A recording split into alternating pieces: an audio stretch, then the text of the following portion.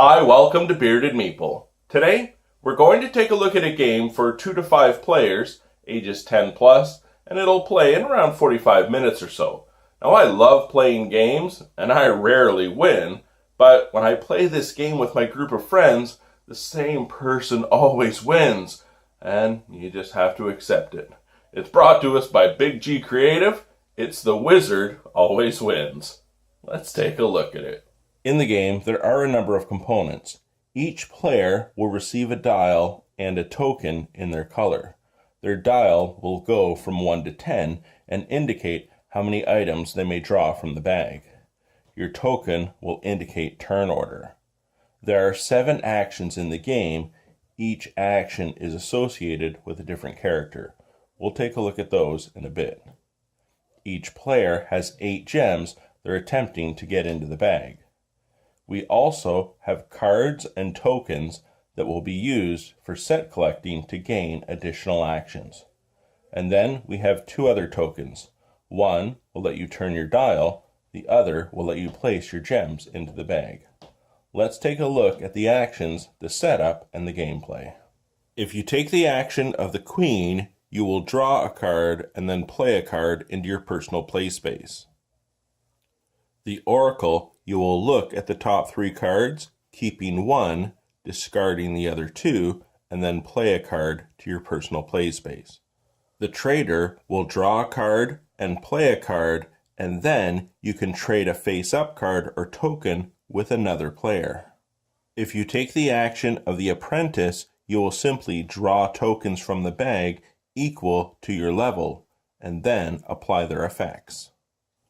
As the Farmer, you may draw 2 cards and 1 token and play a card to your play area. The Hunter will draw 1 card and 1 token and play 2 cards. And the Wizard always wins. You draw tokens from the bag equal to your level. If you draw your gem color, you win. The tiles are set. We've shuffled the deck and placed the tokens in the bag, except for each player's gems and their turn marker token. You deal each player 3 cards. Their dials are set to 1. We're ready to begin. In the game, there are 2 phases, the action phase and cleanup phase. In the action phase, you will choose a character, perform the character's actions, and have the option to turn in an element set. Based on turn order, Red selects first. They'll take the Trader. After they take the tile, they fulfill the appropriate action and then hand in any sets of cards and or tokens they wish.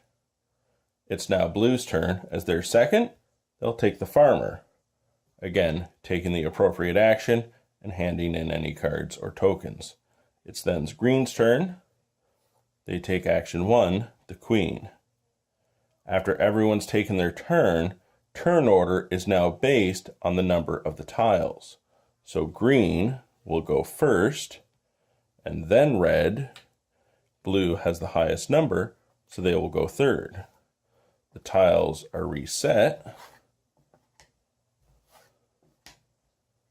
and gameplay proceeds. Throughout the game, you will be playing cards and or tokens in conjunction with each other to gain access to additional actions of placing your gems in the bag or turning your dial so you can draw additional tokens from the bag. And that's the game, using the 6 main actions, sets of cards to gain additional actions of getting your gems in the bag and adjusting that dial so when you finally are the wizard and can draw tiles, you draw your own gem color and win. And that, my friends, is The Wizard Always Wins. Now, if you've played games like Splendor or Century Spice Road, and you're a fan of that style of, I take this, you take that, I'm going to trade in some sets to do an additional thing, this is definitely a family-friendly version of that style of gameplay.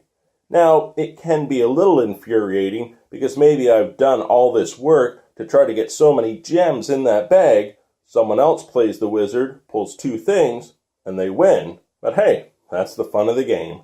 I hope you get a chance to check it out. I'll talk to you again soon.